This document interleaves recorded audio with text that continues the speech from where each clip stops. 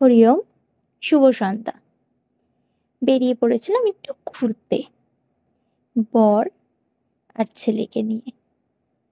বর বলল, চলো একটু ঘুরে আসি। আমি বললাম, কোথায় যাবে? তো বললো, চলো না, বেরাই তো আগে, তারপরে দেখা যাক। তো বেরিয়ে আগে চলে এলাম জুডিওতে। জুডিওতে বলছে, চলো একটু দেখা যাক কিছু কেনা যাবে কিনা। তারপরে বলল যে, দেখো পছন্দসই কি লাগবে নাও। তো এসছিলাম, আমার একটু জুতোর দরকারও ছিল, তো চপ্পল আমি একটু ক্যারি করতে ভালোবাসি। আমি হিলটাও অতটা বেশি পরি না, চপ্পলটাই যতটা পরি, স্লিপার। তো আমার খুব একটা পছন্দ হয়নি, তো বাইরের থেকেই ঘটি গরম খেয়ে নিলাম। আমরা খাবো কি, আমার ছেলেই খেতে ব্যস্ত ছিল।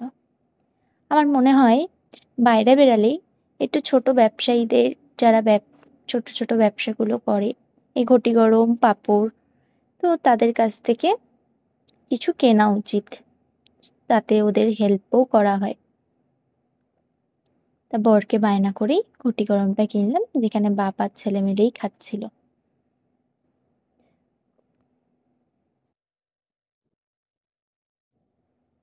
ওকে দিচ্ছে না বলে ও আবার বলছে আমাকে দিতে।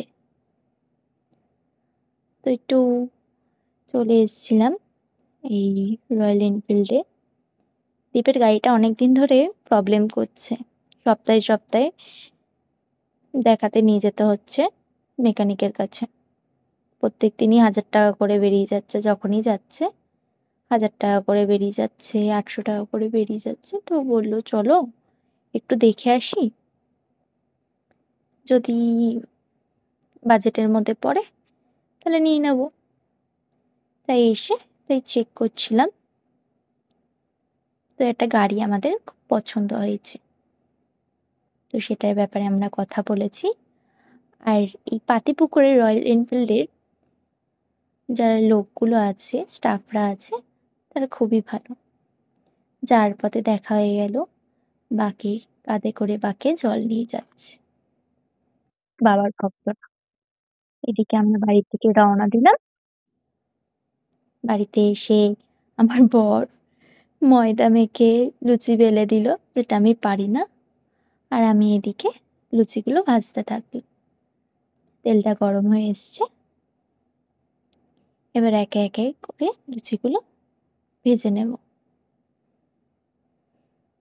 বরের হাতে এই লুচি, ময়দা মেখে লুচি খাওয়ার সৌভাগ্য কতজনেরই বা হয়। আর অনেকের অনেক বেশি সৌভাগ্য হয়, অনেকের অনেক কম। তো আমার কাছে এটাই অনেক। তো আমার বর আমাকে লুচি মেখে, মানে ময়দা মেখে লুচি করে খাওয়াচ্ছে। চলো আমি খাই গরম গরম লুচি, আর করেছিলাম কুমড়ো আলুর ছক্কা। তো এটা দিয়ে রাত্রিরের ডিনারটা সেরে ফেলি। ছেলেকে খাইয়ে এদিকে ঘুম পাড়িয়ে দিয়েছি, সে এখন ঘুমোচ্ছে। আর এদিকে আমরা দেবাদেবী, একজন লুচি বেলছে আর একজন লুচি ভাজছে।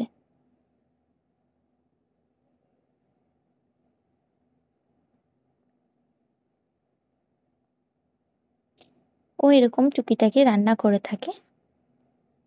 এই যে কুমড়ো আলু ছক্কা আর লুচি দিয়ে রাত্রিরের ডিনারটা সেরে ফেললাম।